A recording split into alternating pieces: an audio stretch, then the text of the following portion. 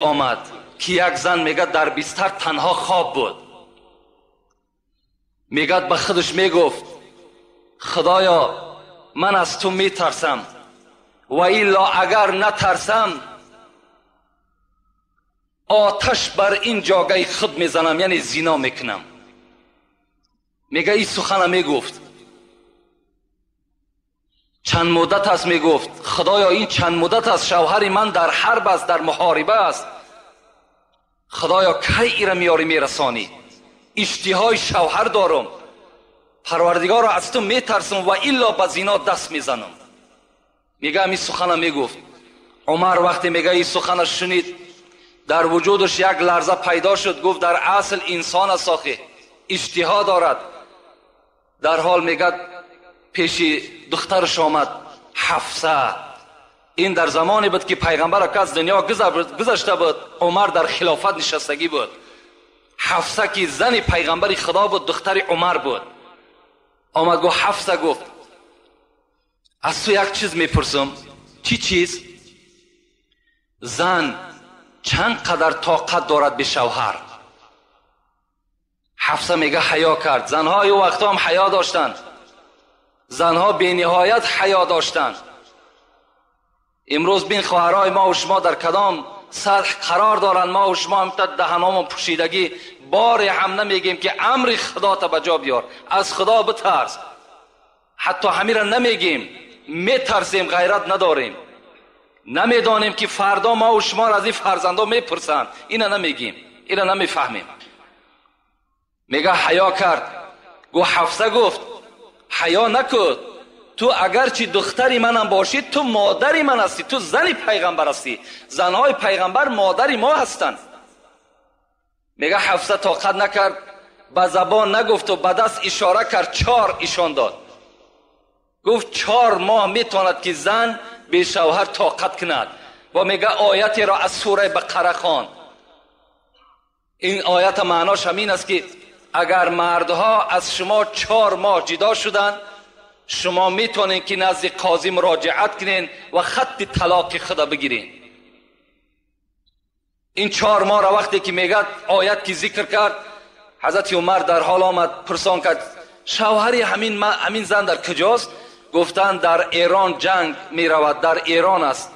حضرت در همونجا خط برآوردن که کدام سربازی که به جنگ میرود از 4 ماه زیاد در محاربه اشتراک نکند، 4 ماه پس نزد زنش حتمی حاضر شود. این سنت حضرت عمر است که در جنگ هایی که حضرت عمر تشکیل میکرد این سنت جاری کرده بود. از 4 ماه زیاد یعنی عسکر جنگ نکند، بلکه آمده زنی خودش خبر بگیرد. اینا بین این ترس خدا بود که حضرت اینا مشاهده کردند و اینا در عمل جاری کردند. یک شب میگه، یک قصه دیگرش میگیم انشاءالله، بعد دعا میکنیم. قصه های عمر بی نهایت زیاد است، بی نهایت زیاد است. یک شب میگه یک نماینده از شهر آذربایجان، آذربایجان هم خیلی شهر قدیمینه است، از نماینده های پادشاه عرب امون آذربایجان یک نمایندهش نزد حضرت عمر روان کرد. خدا ترسی را من بر شما میگم. وقتی میگه این نماینده آمد شهر مدینه در رسید، شب بود. گفت خانه اگر عمر برم در شب تشویش می شود، شب در مسجد شب میگذرانم، سحر انشاءالله آن پیغامی که پادشاه بر من کرده است بر عمر میرسانم. شب میگه آمدم داخل مسجد در آمدم، همین نماینده آذربایجان. وقتی میگه در آمدم در مسجد نشستم، از یک گوشه مسجد میگه شب بی وقت بود، گریه می آمد، صدای گریه می آمد. کسی می گفت پروردگارا مرا ببخش، پروردگارا گناهایی که من کردم جملگی را ببخش، خدایا مرا از بندگی خود دور نساز، پروردگارا عاقبت کار مرا به خیر بساز. میگه هم تا کسی بود میگفت دعا میکرد، گریه میکرد. بناگاه میگه من مشتاق شدم، از دعای او لذت میبردم. وقتی میگه دعاش تمام کرد و میگه در گوشه مسجد نشست، به نزدش قدم زنان رفتم. و در پهلوش نشستم. گفتم ای عاشقی خدا، تو کی هستی؟ میگه حضرت به جانب من نگاه کرد، گفت من عمر ابن الخطاب هستم.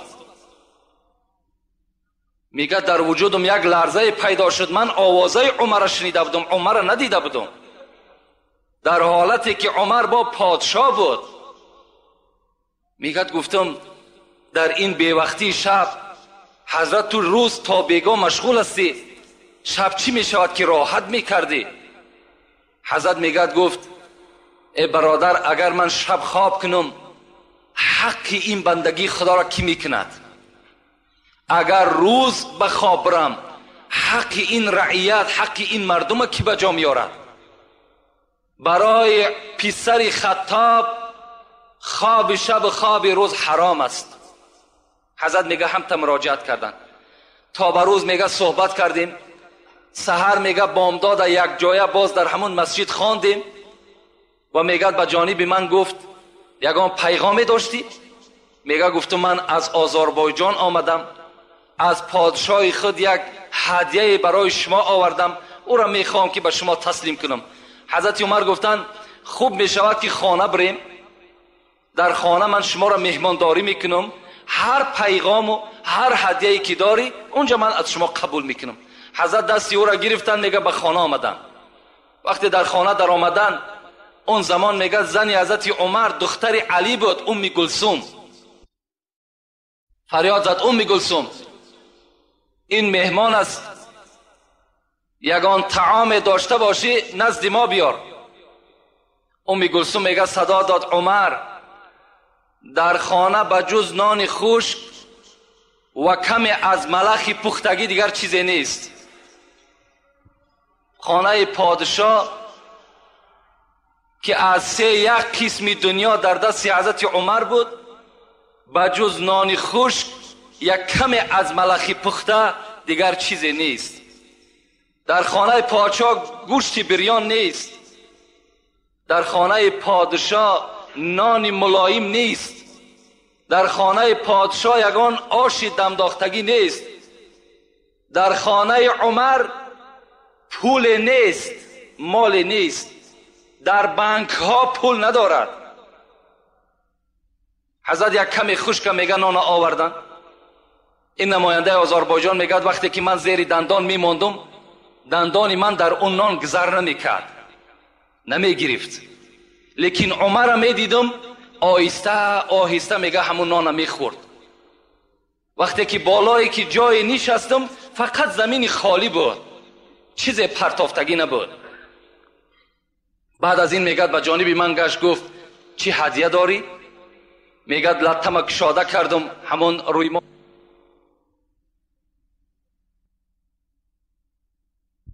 گویی هست که بغیر در شهر آذربایجان دیگر در هیچ جا پخته نمیتونند. این را فقط کیبانه های آذربایجان پخته میتونند و این را فقط پادشاه ها میخورند، دیگر هیچ کس نمیخورد. عمر میگه وقتی نگاه کردم از این سخنهای من چنان میگه پیشانی ها رگه هاش میخیست. میگفت فقط همین مقدار است؟ گفتم بله همین مقدار است. گفت فقرای مسلمانی که بیرون مدینه زندگی میکنن اونها را که حولا میتد؟ میگه گفتم آخی این باعث شماست. میگه گفت دستمالت جمع کن، این هدیه را برده به پادشاه بده، بگو اگر دفعه دیگر همچنان معامله به عمر میکند به خدا قسم رگه های گردنش میبرم. اینجا مسلمان ها گشنه و تشنه و حلوا را عمر بخورد. بین این خدا ترسی را بین. حضرت خوراک ملایم برای خود اختیار نمیکردند، برای که ترسی خدا داشتند.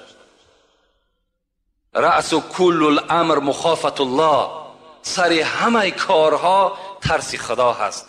ما و شما باید که در خودمان ترس خدا را جایگیر بکنیم، از خدا بترسیم. انشاءالله ما و شما هم در دنیا هم در قیامت البته سربلند هستیم. هیچگاه خواه در پنهانی باشین برادرها، خواه در آشکارا باشین، شما فقط و فقط تصور کنین که خدا شما را نگاه دارد، خدا در نظاره شما هست. چگونه که پیغمبر میگه اعبد الله کانک تراه فان لم تکن تراه فانه یراک. خدا را چنان عبادت کن که همچنانی که او را دیده ایستاده ای. اگرچه او را نمیبینی او تو را میبیند، همچنان خدا را عبادت بکن.